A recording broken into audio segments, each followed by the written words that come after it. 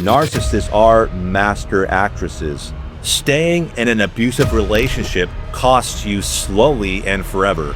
A lot of these narcissistic women, one of their tactics is isolation. So they want to isolate you from your friends, close relatives. Basically, what gaslighting is, someone causes you to kind of doubt your own reality. So, for example, let's say you bring something up that happened, you're acting crazy, you're being abusive, you are the problem, you are the narcissist, you're making things up.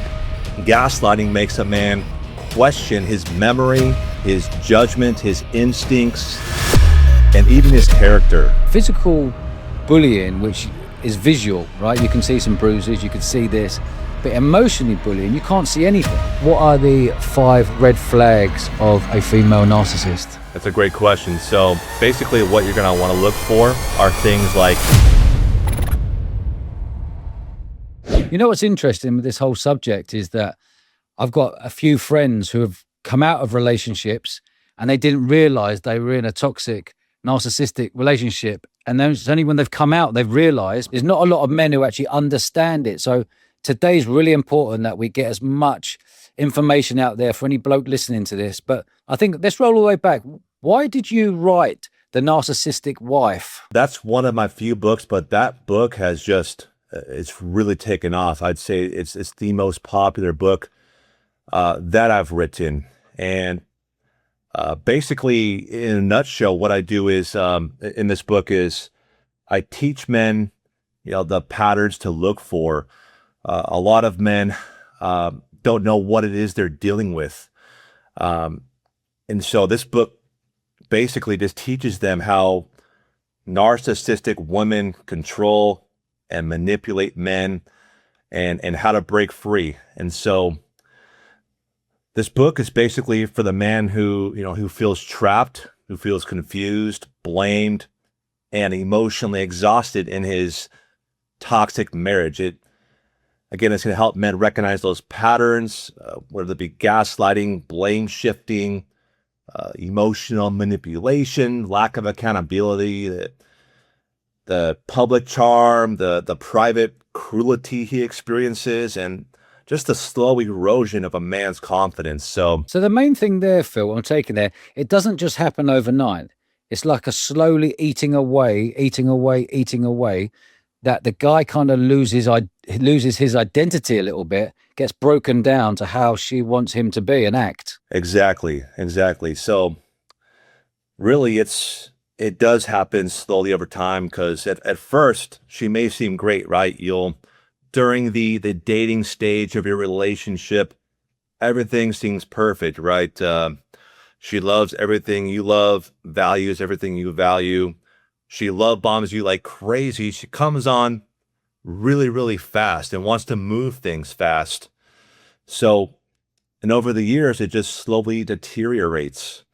And again, this book that I wrote, it's for the man who's in a marriage, been there for a decade or more, and he keeps asking himself, am I the crazy one here?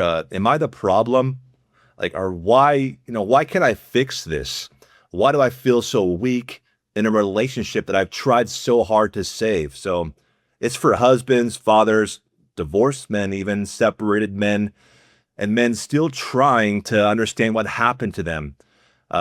It's especially for the man who has been suffering quietly because he didn't think anyone would believe him. Yeah. It's interesting. Like, I've got a friend who has been married for sort of like 9-10 years, and he's pushed all his mates away and his family away. Like, no one can get to him now. It's really weird. And all of us mates are looking in going, my God, he's in a hugely narcissistic relationship there. What does he do? Because I feel he feels trapped, but I don't know whether he knows he feels trapped or whether alcohol and use of drugs covers that up, the usage of both of them using. Both of him and his spouse using? Yeah. Yeah, that is a really good question, Dodge. So basically, yeah, you hit the nail on the head. And a lot of these narcissistic women, one of their tactics is isolation. So they want to isolate you from your friends, close relatives. A lot of these women have problems with the guy's mom if she's still around. She'll want to, not let her see the grandkids, stuff like that.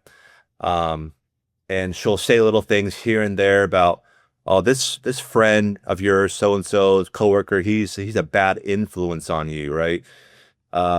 This or that. And so slowly over time, she'll isolate you and get you stuck to where she's the only one that you start believing.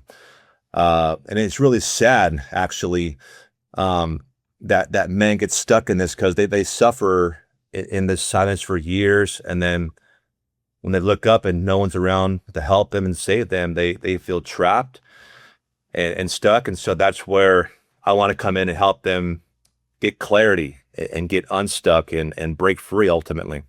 Yeah, yeah. What's gaslighting mean? So gaslighting is also another popular term that's been around the past few years. But basically, what gaslighting is it's when someone causes you to kind of doubt your own reality. So, for example, let's say you bring something up that happened, and suddenly you are told it didn't happen that way, or you're being too sensitive, or you're acting crazy, you're being abusive, you are the problem, you are the narcissist, you're making things up. And over time, gaslighting makes a man question his memory, his judgment, his instincts, and even his character. That's why it's so dangerous. If it doesn't just attack, the relationship, it really attacks your ability to trust yourself. What's interesting is in public, like, I think some women can act all lovely in public, but you don't know what's going on behind closed doors. But when you're seeing your friend lose all his friends around him and his family around him, surely that's the telltale signs that you're stuck in a narcissistic relationship, right? Yeah, that's definitely one of the signs. So I tell men this a lot, the person who she is in public, who she presents to be, is not the same as she is behind closed doors. And that's why a lot of men get so confused and feel trapped, is because nobody would believe that she would act this way, right? Like, this woman, your wife, she seems so nice, so great. Like, everybody loves her. The neighbors love her. Everybody at the kids' school loves her. Her family thinks she's great. And so, as a man, if you tell someone, man, she's not who she pretends to be, because narcissists are master actresses. And, one version of her is this way, and another version is the other. This guy at home is experiencing ongoing, emotional, chronic, never going to stop abuse. He's walking on eggshells. He feels fear the moment he walks in or hears her pull into the house, into the driveway, into the garage. He starts getting, anxious, and just experiences all kinds of health issues because of that internal stress he's carrying within him over the years of thinking he's the crazy one, when in reality he may be dealing with a female narcissist. Yeah. And if there's a bloke out there listening to this and it feels like that is them, have you got any advice on what they should do? Because at the moment you've got physical bullying, which is visual, right? You can see some bruises, you could see this, but emotionally bullying, you can't see anything. Right. So, yeah, what I think a man should do first, if he thinks he's in this kind of relationship, is, the first thing is to stop trying to win the argument and stop observing the pattern. But I always tell men to write things down, document, and pay attention to what happens when you bring up a concern to her. Or notice whether there is repair or retaliation. Notice whether she takes responsibility or accountability, or flips it back onto you and blame shifts for everything. And then you get support. You talk to someone who's grounded. don't isolate yourself, because like we just talked about, isolation is, it makes the manipulation stronger. But clarity grows when you stop carrying it alone. So it's important that you surround yourself with the right people and you start noticing those patterns early so you can start preparing your exit strategy if that's what you want to do. Yeah. But how would you feel if you were the guy who is a real tough sportsman, big, strong man, and your wife is falling out with all your friends and falling out with all your family, which is essentially cutting your husband off to everyone? That's pure manipulation, surely. Yeah, absolutely. I talk to good men all the time, strong men, men who are, business owners, entrepreneurs in the entertainment business. I spoke with the guy who was a U.S. Navy SEAL and recently, and he's dealt with that as well. Yeah, it is really tough because it's all the same story. Their goal is to control you, and they want to isolate you, remove you from any kind of outside influence that is going to make you kind of see what's really going on, and get clarity and say, hey, well, this isn't normal relationship conflict that I'm dealing with here. This is something much different. And the thing is, as men, we want to try and fix things, right? So when we discover that, we want to try and fix her, try and get her to change. Or a lot of men try and change themselves. They try and love her more. They try and go to marriage counseling together, couples therapy. They'll try and communicate better. They'll try and do all these things, but what they don't realize is if she is a full-blown narcissists rarely change, if ever. I've been studying that data for years now and in the research, and I would say about 99% of narcissists do not change. And so for the man watching this, I just want to tell you that you have to change. You have to not let her isolate you. You have to get strong enough to leave her. Wow. But if there's kids involved, say if you've got 2 or 3 kids involved, all under the ages of 15, 16, 17, all the way down, that's a tough one for any guy to make that move, leave the kids, knowing that you're in that relationship. Honestly, that's one of the biggest things that I hear in my line of work. A lot of men stay for years in these relationships because they have small children involved, and they don't want to break up the household, the family dynamic. They want to have 2 parents under one roof. But here's the thing that I tell men, is how do kids get affected in these kind of relationships? Well, your kids don't just listen, to what we say, what we tell them. They're absorbing the emotional climate of the home, right? So if a child is watching one parent constantly dominate, manipulate, belittle, or blame the other, that child is learning a model of love, right? So they might learn that control is normal. That silence is safety, or that one parent's emotions rule the entire house. So that's why I tell men, your healing is not just about you. Your clarity may become the thing that breaks the cycle for your children. Mm. So if your children are hearing screaming and shouting, and maybe the wife or the girlfriend is constantly at you, but as a bloke, most blokes just go, just for the peace, I can't be bothered to argue back. That's probably not a good thing to do as a husband or as a partner, surely. Just to keep silent and just take it on the chin every day, because that's going to eat away at you every single 24 hours, every week, every month, every year, until you become a shell of yourself. What I always tell men to do, encourage them to do, is to remain calm and have clear boundaries You want to give her short, brief responses. So when what she starts trying to do is she starts trying to provoke you to a reaction, right? She wants to keep pushing your buttons till you go off on her, right? And so what you want to do, and I know it's hard in that moment because it's heated and intense and things are being said against you, but what you want to do is just remain calm, steady, give her short, brief responses and say, I'm not going to talk about this right now.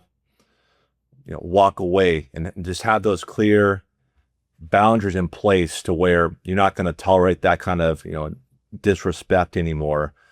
When she's being when she's yelling it and being verbally abusive to you, you're going to, stand your ground and you're going to fight back fair. And you're going to, in that moment, you're not going to say, well, I guess this is it. Well, I'm leaving, and walk out the door and never come back kind of thing.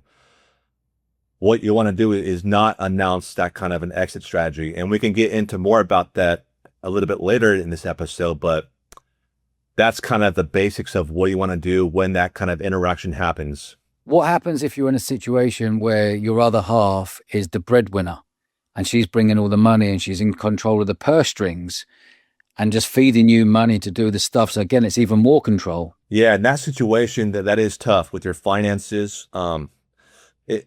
It's not going to be impossible to get out. It's going to take some time. What I would tell men, if they are, let's say, a stay-at-home dad or not working at the moment, and she's bringing in the majority of the income to the home, I would say you got to take things slow and steady. You got to be strategic and plan your exit carefully. So whether that's getting an idea of where your finances are at, getting a job, looking for a job, whether it's a remote job, whatever type of work, to where you can generate some type of revenue and bring in your own income. And yeah, that is a big fear though, Dodge, for a lot of men. If they are being financially controlled, even if he's the one who, let's say he brings in the income and she's the stay-at-home mom and she controls everything, every penny that comes in with his paycheck. Well, that's where you got to have, a great, financial strategy in place with a good family law attorney who can help you kind of navigate those things, which is not really my place to speak on the legal side of things. But yeah, that's basically what you want to do. You want to take your time, build up some income, generate some revenue, start saving, start searching for your own place, talking to a good, strong family law attorney, and getting out of that situation. Do you know what's interesting? Like, I find it personally astonishing that big blokes, strong men, can get bullied by their other half. I just can't get my head around that personally, but I know it happens, and it's happened to friends of mine. It's happening to people we know now. But like, as I look in, the blokes can't really go and speak to their mates, because if you are being emotionally bullied, you can't really go up to the lads down the pub, having a few pints and saying to one of them, "Mate, I'm being emotionally bullied," because most blokes would go, "Shut up, mate, sort yourself out. Don't be, what are you talking about? Deal with it," like that kind of attitude. But because people don't understand what it's like, I guess, to have a wife or girlfriend who is a narcissist. And that's why it's so important to have these conversations here, just so blokes listen to this, could actually relate to it and go, that's me. Or if it's not you, you might be a friend of his, that you're making sure that you're there, that if he ever wants to talk about it. But for a man to really admit that he's being bullied at home is a real tough thing to do, I'd imagine. For those kind of men who are strong men, who, in front of their blokes, they present this kind of alpha, this man who thinks who has it all together. But yeah, in the reality, they have no idea what's going on at home, because like I said, that they see they see the public version of her, right? They don't know what's happening behind the scenes. And it is hard for a man to talk about this. He's not right. He's not going to say, man, I'm not sure if I'm dealing with, abuse here, but man, I'm constantly walking on eggshells and constantly being gaslit and emotionally punished, and I feel drained, and this constant criticism. There's the private disrespect that I'm having, and like nothing that I ever do is good enough. So, man, it is sad because a narcissistic wife, she wants the benefits of the marriage without the humility required for partnership. She wants loyalty, she wants the provision, the patience, the forgiveness, and the emotional access, but she's not going to offer the things that a man needs, which a number one need for a man is respect. Yeah, 100%. Or accountability, or softness. Yeah. So for a lot of men, that creates a painful question. How am I doing everything I can, but still being treated like the enemy? And so when they tell their blokes that's what's happening to me, no one really believes them, and they stay stuck. Yeah. It's a difficult position to be in, I guess. But what's also interesting in a relationship, at the start of the relationship, like you were saying, the gaslighting, they'd be out holding hands, showing affection to other people. Oh, it's the perfect couple. And actually, and then she speaks highly of him when they're out. But as the years have gone on, she talks down to him like he's a piece of dirt in public, in front of people. Is that the bit where the husband has got to go, hold on a minute, enough is enough? So it is very difficult when that does start happening.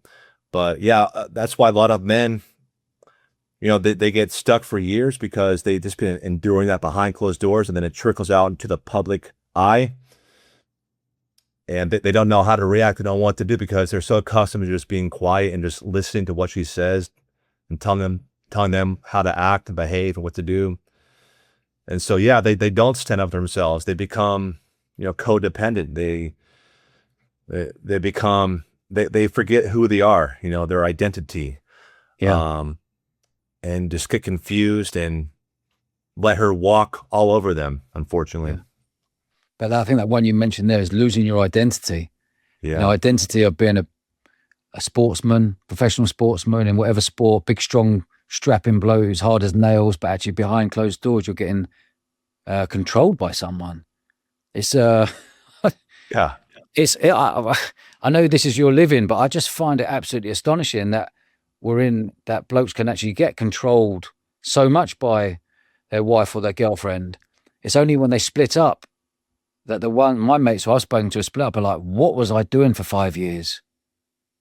I had no confidence. She put me down. She belittled me everywhere. She made me feel I was the bad person. Like all of these things that my pals are now talking about because they're not in those relationships. So we can have a few beers and they're like, Jesus Christ, that was a mad 5 years or 3 years or whatever it was. I'm so glad I'm out of that relationship and I'm not going to do that again.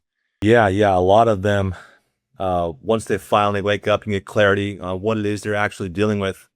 And again, a lot of these men are good, strong men. They're athletes. They're,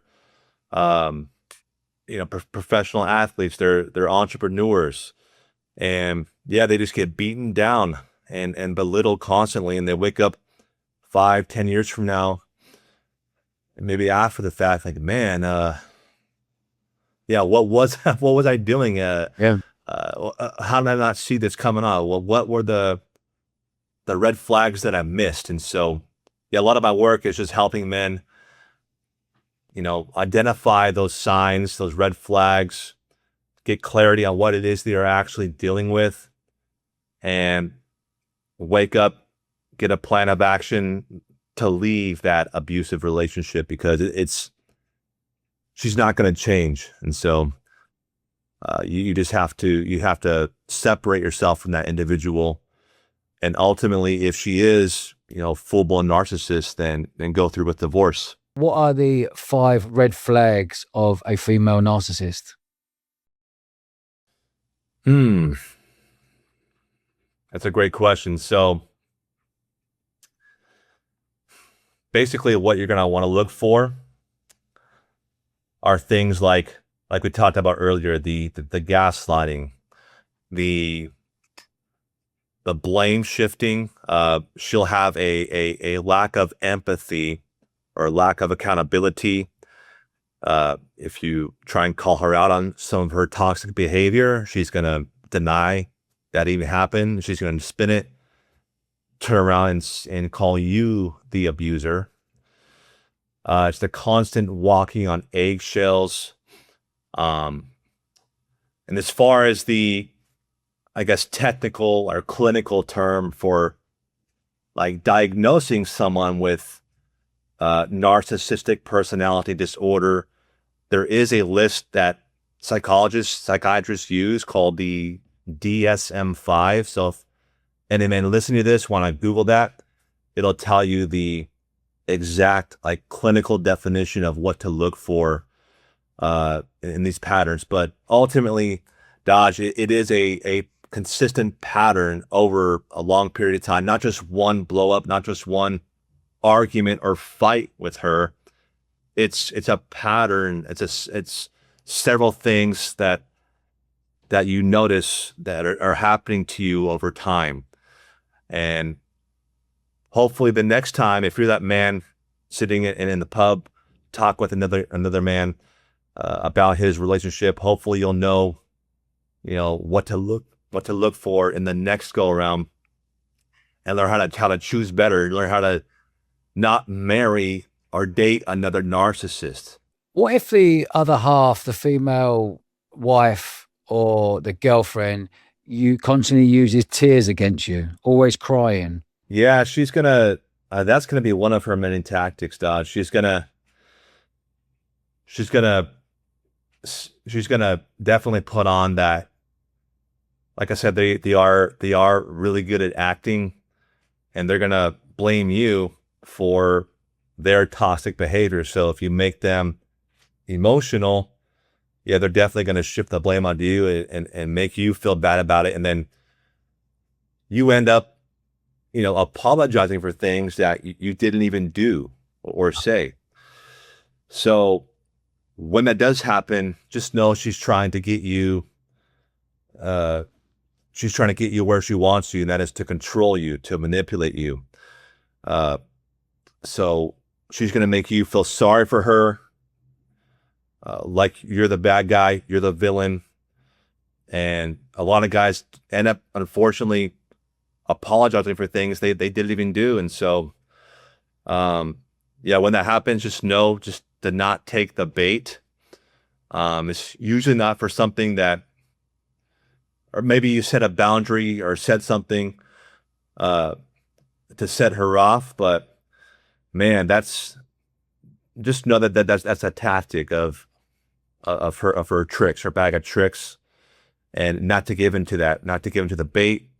Just set clear boundaries, walk away from that, and go on with your day. Basically, they might be building you up till you get to the pressure cooker, and then they can start crying on tears and stuff to pull you back in and get sympathy from you, and then that's how the cycle starts and goes again. And they can use sex against you, I guess, as well. Absolutely, yeah. They'll use intimacy as a weapon. I always say they'll withhold affection from you, withhold sex, or either reward or punish you for that. And a lot of these men they are in sexless marriages and relationships because of that, because maybe he's not doing what she wants him to do. It could be a number of things, Dodge, but yeah, that's definitely one of their tactics as well, is withholding affection from you, because that's also one of our deepest needs and desires as a man, is to connect with your wife or with your girlfriend in that way. And when you feel constantly disrespected, which again is the number one need of a man, is respect, and you're getting denied the physical intimacy constantly, that's a recipe for, man, just a really unhealthy and toxic relationship, and you need to get out. What if your other half is a functioning alcoholic, drinking every day and wanting you to drink with her, but you don't want to drink every single day, and then you get guilt thrown on you for not joining in? Does that suppress the guy's feelings because he's using alcohol all the time, that he's just being suppressed the whole time? Yeah, it's a great question. So in the context of, let's say she's a functioning alcoholic, and is he a social drinker, or does Yeah. he not want to drink at all? Or? No, social drinker, loves a good drink on the weekend. Okay. Drinks with the boys, but every day at home it's all about alcohol. Yeah, I mean that's also like another red flag, Dodge, is a lot of narcissists do have, addictions, whether it's to different vices like alcohol or pornography, sex. They have, a lot of them are addicts.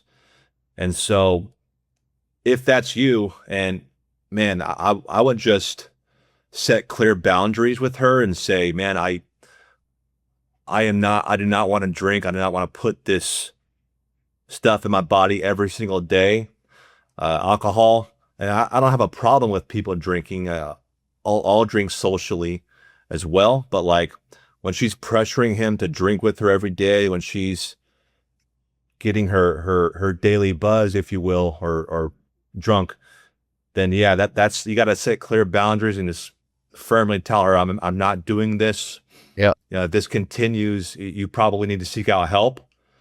And if she has those other narcissistic traits and qualities, even if it's just a couple of them, other than that addiction, that's still enough to drive a man crazy and, want to get out. So that's what I would encourage him to do if he's in that situation. Say if a scenario that he was like, had that conversation, look, you're an addict, you're an alcoholic, stop drinking, and then that person turns it around and puts it back on him and give him the guilt trip and saying, how dare you call me that, and put it back on him, that he just goes, you know what, I've said my piece, I'm never going to say it again until one day, hopefully the other half will wake up and goes, I've been using alcohol extremely for decades now. I need to stop. I need to go into AA, or I need to go and see someone and clean myself up because I'm destructing lots of relationships around me, Mm-hmm. Yeah, absolutely. And if you're dealing with a normal non-narcissist wife who maybe just has that one kind of vice she's dealing with alcoholism, then yeah, as a good loving partner, you're going to want to, get her help, because yeah, if that is a daily thing, I'm not, now if it's like a daily glass of wine or whatever at dinner, that's fine. Yeah, sure, whatever. Yeah. That's totally fine. But I mean, if it's a problem where you're abusing this substance, then yeah, you need to get that person help. If you do want to continue in this marriage, this relationship, you got to get them help, because they're an addict and they need to get that help. But if she is an actual female narcissist with several traits of narcissism, including that, then mate, you need to find a way to get strong enough to leave that abuser. If you are in a relationship with a narcissistic wife, you can't see that you're stuck, but you know that all your friends and family are looking in, and we're all seeing that he's trapped. That person is trapped in that relationship. You can't reach out to that person and say, we're here, because all his friends and family have been cut off due to his narcissistic relationship, of the wife falling out with everyone and pushing them all away. So she's got total control of him. But it's hard to pick up the phone, anyone, whether it's family or friends, to pick up the phone just to let you know we're here for you, because he might not want that, and he might not want to hear that. there's going to be a point one day that he's going to realize, and when he stepped out, he realized that we're all there for him still. Yeah, it is tough because, kind of like what we just discussed a little bit earlier, a lot of these men that they don't want to speak out against their wife because men, we want to fix things, right? We want to try and do whatever we can to fix the relationship, to maybe think that you are the problem. Maybe you need to own up on some things, but here's the answer. So if there's a man listening who, is in a narcissistic marriage, toxic relationship, what you want to do is you're going to want to get educated. And so you're going to want to learn the patterns that we talked about, that constant pattern to look out for, the red flags, the signs. If you don't know what those are, I do have a free resource, a free book that I offer men on my website. It's called 21 Signs She Might Be a Narcissist. So it's a free ebook men can read through. It'll tell you just 21 signs of what to look out for, the red flags, etc. So learn those signs, learn their patterns, read the books, listen, because you can't fix that pattern, right? She has those patterns of constant emotional abuse and all the signs of a narcissist. You can't fix her, so know that for sure. And then again, it's so important that you start documenting everything, dates, times, what was said, what the outcome of that interaction was. It could be just a simple, log, like a date, what happened, what was said, not to obsess over everything, but once it's on paper, I tell them that your brain can stop replaying it at 2 a.m.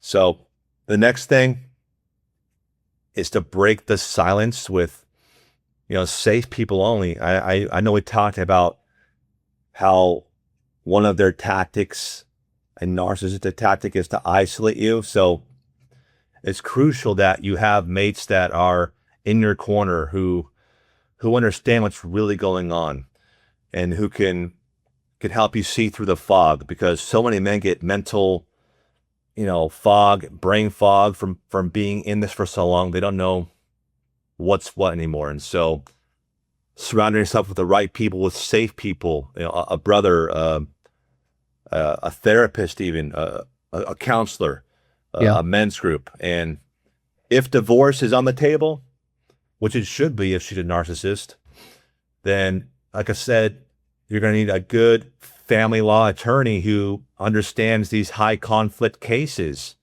before he announces anything. And I always add, if there's ever, a question of physical safety, that's what professionals handle immediately, not in a podcast or in a book, but you get professional help. And so basically, that's basically what you want to do. It's going to take a while, several months to up to a year, but just stay calm, get documented, get clear, get support, get in community, in that order is what I would say. Do you know what I found interesting? Your point, what you mentioned a minute ago, Phil, was your point about a narcissist will never change. So if you're coming home every day, like I love coming home to peace every day. I get excited about going home to my wife, and because we're in a peaceful home. But imagine going back home when you're at work, not wanting to go back home, walking on eggshells, knowing you're going to go back into chaos, or knowing you don't know how she's going to react of you coming home late from work, or being on your case of who you're speaking to, who you're speaking to, why were you there, what time you. Imagine having that to deal with every single day of your life, that you're going home stressed, that your cortisol level has just risen every time you drive into your drive. As you open the door, you don't know which type of your wife you're going to get. It must be like closest thing to hell, knowing that you're not in a calm place. Right. Yeah, it definitely is. I mean, there's men I talk to who are just, wanting to stay longer at work because they don't want to go home to their their wife. They want to go home to see their kids because they love their kids and want to be there for them. But like we talked about earlier, the second he gets home, it's like, boom, he can feel energy. Right. You can feel the energy in the room shift. And it can be, a micro facial expression she has when you walk in. You could tell by the way she throws the dishes into the sink. You can know what kind of mood she's in right when you walk in the door. And so, yeah, that is tough for a man because he's going from being in this work environment where he feels appreciated and respected and welcomed. When he goes home, it's the total opposite. He feels like he is in a living hell. And so what I want to do for the man is give him hope that you are not stuck. And I just want to paint, a picture for him. Like, what does his future look like if he stays with her versus if he leaves? And so I can tell him, the honest math, and that the pattern of her doing this, it doesn't age into kindness. She doesn't change over time. She often gets worse with age.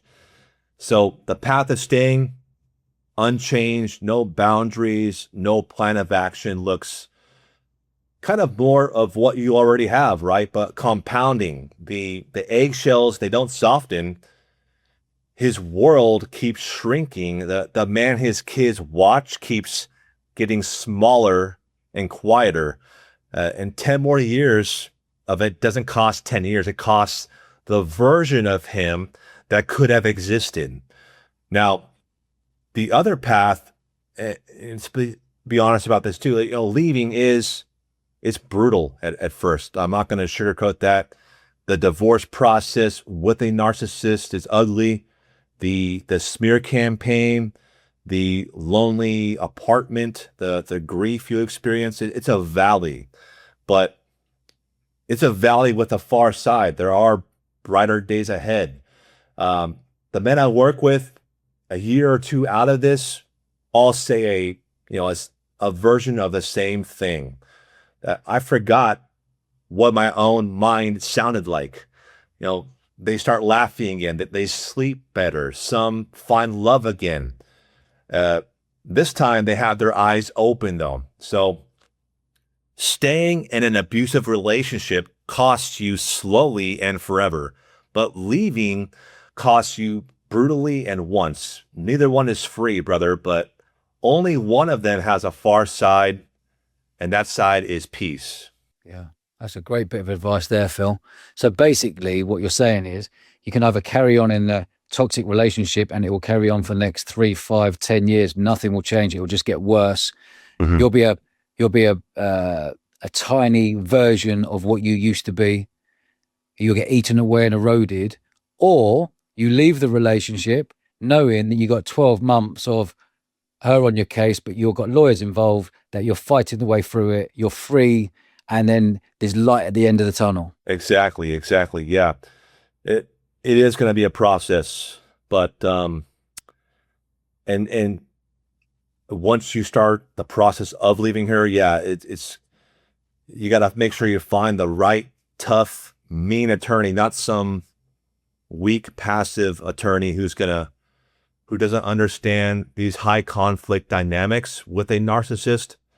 So yeah, it's crucial that you do your homework, your research, and find the right one in your area, because she's more than likely going to hire some, sleazeball attorney, to fight dirty, And so if you come into that courtroom though, like as the prepared man who is well documented, and you have records, dates, times, evidence, that's going to help you a lot in this process. And then when you're out of it, yeah, that's when the rebuilding phase starts. That's when you start rebuilding your life. So you're in your own place.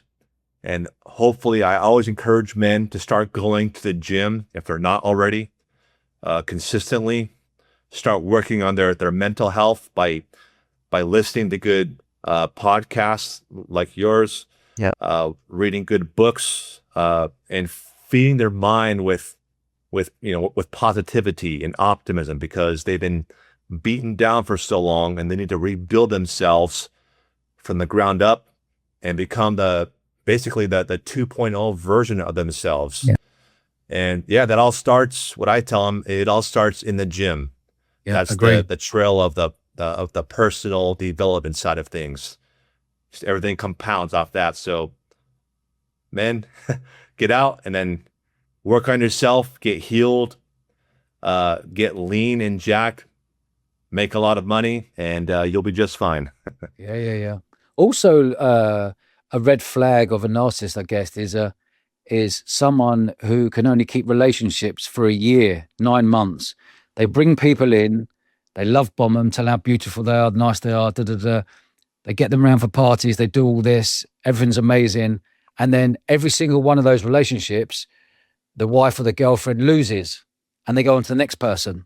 They go on to the next person and the next person until the amount of people run out. And the word out there is to say, run a million miles if this person comes anywhere near you. She's going to want to sabotage your relationships and basically, want to use people for her advantages, because narcissists are extremely selfish people, right? They're for a woman in particular, they're mostly, what I've seen in the space is they're mostly covert. So it is a lot harder to detect them. Whereas if, let's say, pick on the man for a second here. If it was a man who was a narcissist, generally you would see that bloke from a mile away coming, right? He's overt, he's over the top, loud, in your face, aggressive, and obvious signs of narcissism in him, right? But with the woman, it's more subtle, it's more cunning, and yeah, she'll definitely leverage those type of relationships to get what she wants. And then if she has them in her corner, she'll tell everybody that she knows in that circle of influence, that who you really are, that she's the one who's the victim and he's the narcissist. Yeah. And she'll go on this, smear campaign about how you're abusive to her and how he changed all of a sudden and this and that. And so, yeah, it's just a constant, never-ending cycle with the narcissist. Well, basically what I'm gaining from this, Phil, is that if anyone identifies or anyone's listening out there who is in this relationship, don't think that it must just be you going, oh, it's just my missus, but I'll deal with her, whatever. What you're saying is this just keeps eroding. And this will just become more and more painful for you as every month and every year goes on. So you have to do something about it. If you've got kids involved, it's going to be a lot harder. If there's no kids involved, it's a hell of a lot easier. Yeah, that's right.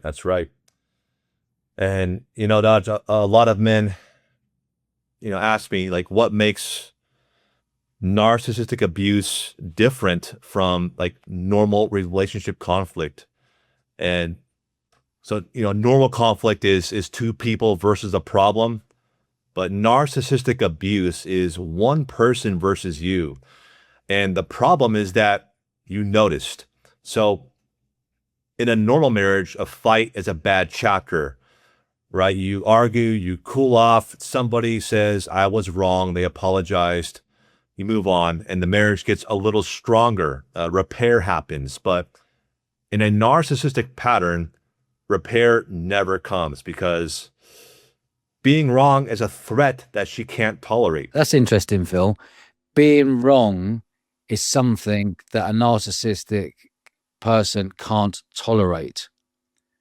So what do they do? So like if he's in a relationship with her and she's wrong, she'll never put her hands up and say, apologize, that was me, I won't do it again. It was it'll get twisted round. They're masters at blame shifting. And so, yeah, because narcissists don't think they're wrong. They don't think anything's wrong with them. That's why a lot of them won't go see a psychiatrist or get a diagnosis because they think they're totally fine. They don't need therapy. They don't need a diagnosis. But you see the pattern, what you're dealing with behind closed doors. And yeah, being being wrong is a threat that narcissists cannot tolerate. So basically, every conflict ends one of two ways that I've noticed. That is, you apologizing for things you didn't do, or you being punished until you do. Now, here's the test that I give men. I would say pull up your last 10 arguments with her and count who apologized. That's the apology audit. Now, 10 out of 10, including fights you didn't start, that's not conflict, mate. That's a system. That's a pattern. So, I mean, conflict, it can make a marriage stronger if you fight fair. That's normal relationship stuff. But a pattern makes a man smaller. And so if you learn the differences, you can't unsee those patterns. So that's what I would say when he's in that and being wrong is a threat to her and she can't tolerate that. So that's what I would do. Yeah. You mentioned a word earlier that I just picked up on, the covert narcissist. What do you mean by that? Yeah, so I would say the majority of women with traits of narcissism or who are full-blown narcissists are covert narcissists. So she's going to be the one who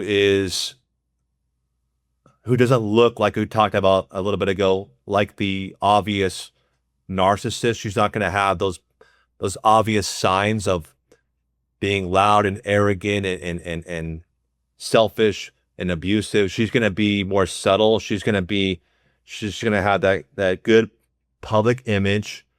The neighbors, friends, family, they're all going to think she's wonderful.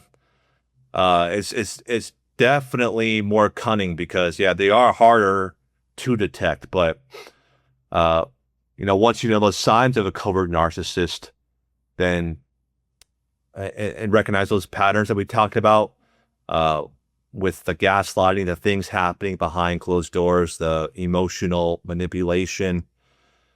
Those are all signs, and you got to be aware of. And I have some podcast episodes, some videos about covert narcissism if anybody else wants to kind of dive deeper on that specific topic. Yeah. But yeah, it is definitely harder to detect. Yeah. Are you at a point now, Phil, where you can spot a female narcissist a mile off? Oh man, not a mile off, no, because like I said, they're very good at being fake and being under the radar, if you will. Yeah. And obviously, I'm not a licensed therapist. I just help men, see the patterns clearly. And so when they tell me these things, I'm like, yeah, you may be dealing with a narcissist on your hands. And then that's where we kind of work together on building an exit strategy. But yeah, it is hard to see from a mile away unless you see those obvious signs. But the more you're with that person, if it's someone from school or someone from a club or a volunteer or someone who you're working with, as time goes on and you're having this relationship with them, you're starting to see different patterns. Like, oh my God, that could definitely be a narcissist. Sometimes men will get right back into another relationship with the same person because they're trauma bonded to her, or they'll want reconciliation, or because of the kids, whatever it may be. But hopefully they'll learn the signs in the next relationship of what to look for, and how to spot those red flags. Because again, she's probably going to be the covert narc. And so if that's you, I would say, look what's happening to you. The man who you were before her is no longer there. You rehearse sentences before you say them. If you say something wrong like that, it'll cost you 3 days of cold silence. Again, you apologize to end fights that he didn't start. His friends have quietly disappeared. And here's the big one. She has two personalities, the public one and the one at home. So everyone else gets the charming, generous woman, and he gets the other one. So when he finally speaks up, nobody believes him because they have only ever met the performance. And again, Dodge, shameless plug here, but I put those 21 signs of a female narcissist in my free book. If they want to get that from my website, phillipdugas.com. Yeah, absolutely, man. It's not a shameless plug at all, mate. What you're doing worldwide, helping men, is commendable, because 99.9% of men won't have a clue about what we're speaking about, and that's why we're putting it out there now. So massive respect to you for bringing it to the attention of many men, and hopefully people who are listening to this will be able to get in contact with you. So how can people get in contact with you, Phil? Where can people find you? Yeah. So the best way to find me is you can follow me on Instagram. My handle is @Phillip with 2 L's, C Dugas, Dugas, or I'm on Facebook and TikTok and YouTube as well. You can also go to my website, phillipdugas.com, where I have my podcast, my books, how to work with me. But yeah, I'm on social media every day, so you can find me there.